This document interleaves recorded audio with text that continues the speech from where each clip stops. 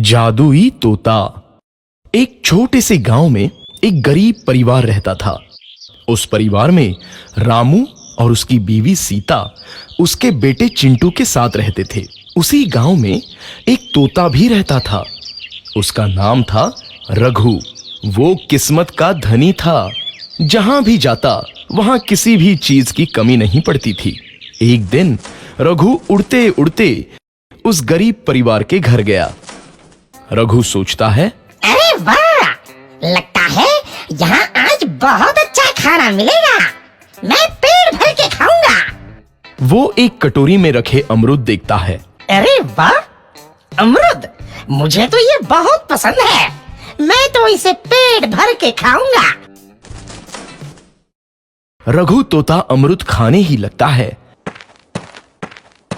तभी सीता रघु को अमरूद खाते देखती है तो गुस्सा हो जाती है और उसे वहां से भगा देती है। भाग यहाँ से, न जाने कहां से आ जाते हैं। मैं तो परेशान हो गई हूं इनसे। सीता के भगाने के बाद रघु चुपचाप से एक कोने में रहता है। धीरे धीरे उस परिवार की बरकत होने लगती है। एक दिन रामू और सीता खाना खाते वक्त बातें करते हैं। आजकल हमारी बहुत तरक्की हो रही है, काम भी अच्छा चल रहा है। रामू कहता है। इस पर सीता कहती है, सच कहा, भगवान हमेशा ऐसे ही हम पर मेहरबान रहे। बेटा चिंटू भी कहता है, पिताजी, मुझे खिलौना लेके दो ना, मेरे सभी दोस्तों के पास है। रामू कहता है, ठीक है, जरूर लाऊंगा। सीता कहती है, कितने खुश है सब, मेरे परिवार को किसी की नजर ना लगे। एक तरफ ऐसी बातें होती हैं तो दूसरी तरफ रसोई में रघु तोता भी अमरूद खाते रहता है। मजा आया, अमरूद खाया, मजा आया, अमरूद खाया, मजा आया। तभी सीता रसोई में आती है और रघु तोते को अमरूद खाते देख बहुत गुस्सा होती है। सीता रघु को बाहर निकालने के लिए पिंजरे में अमरूद रखती है। रघु जब अमरूद खाने लगता है तो पिंजरे का दरवाजा बंद हो जाता है और वो उसमें फंस जाता है। मुझे बाहर निकालो, मैं यहाँ फंस गया हूँ, मुझे बचाओ। अगले दिन सीता पिंजरा उठाकर बाहर दूर उस रघु को छोड़ देती है। रघु के जाते ही उनके घर आई बरकत धीरे धीरे कम हो जाती है। उन्हें बहुत घाटा होता है। सीता कहती है, ये क्या हो रहा है? अचानक इतना कैसे बदल गया? अभी तक तो सब कुछ अच्छा चल रहा था। रामू कहता है, लगता है भगवान हम पर रूठ गए हैं। चिंटू भी कहता है, लगता है अब मुझे खिलौने भी नहीं मिलेंगे। और वो रोने लगता है और बाहर चला जाता है। कुछ दिन बाद रघु तोता फिर से उस घर में आता है। वापस आया, मैं वापस आया। अब मैं जमकर अमरूद खाऊंगा। रघु सीधा रसोई घर में चला जाता है और अमरूद खाने लगता है। कुछ देर बाद सीता रसोई में आती है और रघु को देख कहती है, एक तो घर में पहले से इतनी दिक्कत चल रही है और ऊपर से ये तोता मुझे और परेशान कर रहा है। सीता रघु को वहां से भगा देती है। रघु उड़कर किसी कोने में छुप जाता है। कुछ दिन बाद धीरे धीरे उस घर की बरकत वापस आने लगती है। काम भी अच्छे से चलने लगता है। एक रात जब रघु तोता अमरूद खाने जाता है तो पिंजरे में फंस जाता है। ये लोग आखिर चाहते क्या हैं? एक तोते को शांति से अमरूद खाने क्यों नहीं देते? मैं कौन सा चोरी कर रहा हूँ?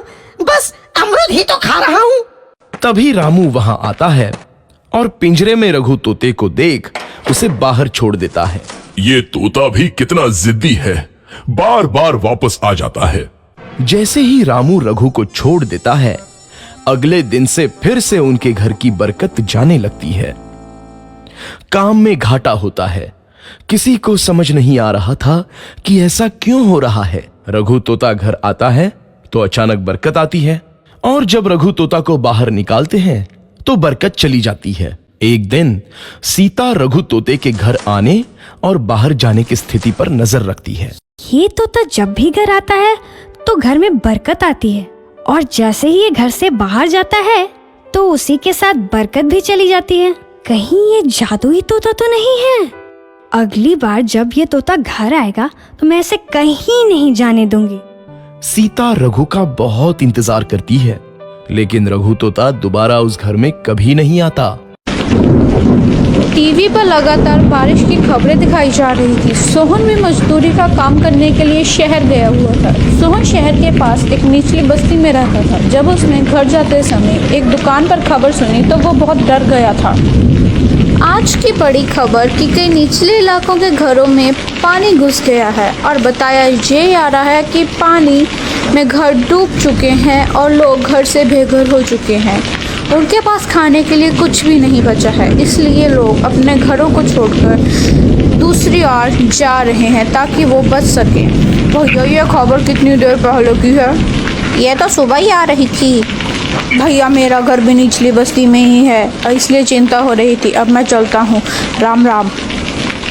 पता नहीं घर का क्या हाल होगा। मैं सोचता था कि मैं अपने घर की छत को ठीक करवा लूं, लेकिन कोई मजदूरी ही नहीं देता है इन बारिश के दिनों में। अब मैं क्या करूं भैया, मैं तो बर्बाद हो जाऊंगा। सोहन घर जाता हुआ अपने आप से बातें कर रहा था। बारिश के कारण शहर की सड़कों पर भी पानी आ गया था। सोहन के पास 100-200 रुपए थे, जिनका वो खाने पीने का सामान घर लेकर जा रहा था। उसकी पत्नी और बच्चे घर में घुसे पानी को घर से बाहर निकाल रहे थे। गौरी रुको, मैं मदद करता हूँ, 2 बाल्टी मुझे दो। कितनी देर से बारिश आ रही है, रुकने का नाम ही नहीं ले रही। बारिश रुक जाए तो पानी घर से बाहर निकल जाएगा। तुम चिंता मत करो गौरी, अब तो रात का समय है, हम कल सुबह ही शहर चले जाएंगे। वह दोनों लगातार पानी निकालने का प्रयास करते हैं। थोड़ी देर बाद बारिश रुक जाती है। माँ बापू, बारिश रुक गई। अगर बारिश रुक जाए तो हमें कोई दिक्कत नहीं आएगी, लेकिन शुरू हो गई तो हम कुछ नहीं कर सकते। ये लो कुछ खा लो, जब से आए हो तुमने कुछ नहीं खाया है। हाँ जल्दी सामान बांध ले, हम सभी जा रहे हैं यहाँ से। बहुत पानी आ चुका है बस्ती में, बड़े पुल पे जा रहे हैं। हाँ बांध रहा हूँ, कुछ खा लूँ, सुबह से कुछ नहीं खाया है मैंने। अगर ज़रूरत पड़ी तो सामान बांध लूँगा। गौरी जल्दी ही सारा सामान बांध लेती है और सोहन की भी आँख लग जाती है क्योंकि वो बहुत ज़्यादा थका हुआ था। उसके साथ ही बच्चे सो जाते हैं। सुबह जब गौरी उठकर देखती है तो उनके आसपास पानी ही पानी था। सभी लोग इधर उधर भाग रहे थे। अरे सोहन जल्दी बाहर निकल, यहाँ पे बाढ़ आ चुकी है, हम नहीं बचेंगे यहाँ पे, जल्दी आ। अरे गौरी जल्दी निकल, बच्चों को लेकर, बाढ़ आ चुकी है यहाँ पे, जल्दी आ। उठो बच्चों, हमें यहाँ से जाना होगा। गौरी सारा सामान तो भीग चुका है, अभी कुछ भी लेके जाना खतरे से खाली नहीं। तुम जल्दी से की तक पकड़ो, मैं बिट्टू को पकड़ता हूँ। जैसे ही सोहन बिट्टू को पकड़ने के लिए जाता है तभी घर की छत गिर जाती है और घर की छत का एक टुकड़ा बिट्टू को लग जाता है, जिसके कारण उसके सिर से खून निकलने लग जाता है। तभी गौरी रोने लग जाती है। सोनू जी कुछ करो, बिट्टू के सिर से बहुत खून बह रहा है, वो आंखें भी नहीं खोल रहा। घबराओ मत गौरी, मैं कुछ करता हूँ। तभी सोहन वहाँ से चले जाता है और इधर उधर मदद मांगने लग जाता है। भैया जी अगर आप रामपुर जा रहे हैं तो किसी डॉक्टर को भेज देना, आपकी बड़ी मेहरबानी होगी। भैया जी तुम्हें यहाँ कोई डॉक्टर नहीं मिलेगा, ये निचला इलाका है, यहाँ कोई डॉक्टर नहीं आता। भैया जी यहाँ पर आपको कोई डॉक्टर नहीं मिलेगा, आप पुल तक पहुँच जाइए, क्या पता आपको कोई मदद मिल जाए। हाँ ये ठीक है, क्या पता कोई मदद मिल जाए। हे भगवान मेरे बच्चे की रक्षा करना। सोहन बाढ़ के पानी में तैरकर पुल की ओर जा रहा था। उधर गौरी का रो रो कर बहुत बुरा हाल था क्योंकि बिट्टू की सेहत बिगड़ती ही जा रही थी, वो बहुत ज़्यादा बीमार हो रहा था। उधर बाढ़ का पानी भी बहुत तेज़ हो रहा था। जी कहाँ रह गए आप, जल्दी आओ, बिट्टू बहुत बीमार है, उसे बहुत तेज बुखार आया है। हे भगवान इन्हें जल्दी से भेज दो ना। मेरे बच्चे आंखें खोल, क्या हुआ तुझे? सोहन किसी तरह पुल तक पहुंचता है। उधर भी भाग दौड़ लगी हुई थी। भैया यहाँ पे कोई डॉक्टर मिलेगा? अरे नहीं भाई, इस बारिश में हमारी कोई मदद नहीं करने वाला है, कोई डॉक्टर नहीं मिलेगा। हम गरीबों को कोई नहीं पूछता है यहाँ पे, तुम्हें भी यहाँ कोई नहीं मिलेगा। कहीं भी कोई डॉक्टर नहीं दिख रहा है। भगवान मेरी मदद करो, रक्षा करो, अब तुम ही हो। तभी एक डॉक्टर वहाँ मोहन को रोते हुए देख रहा था। आशा तुम बच्चों को लेकर कहीं दूर चले जाओ, मैं उस पिता के साथ जा रहा हूँ क्योंकि उसका बच्चा बहुत बीमार है। लेकिन आपकी जान को भी तो खतरा है ना, आप मत जाइए ना प्लीज। आशा मुझे उसके साथ जाना होगा, उसके बच्चे की जिंदगी का सवाल है। तुम बच्चों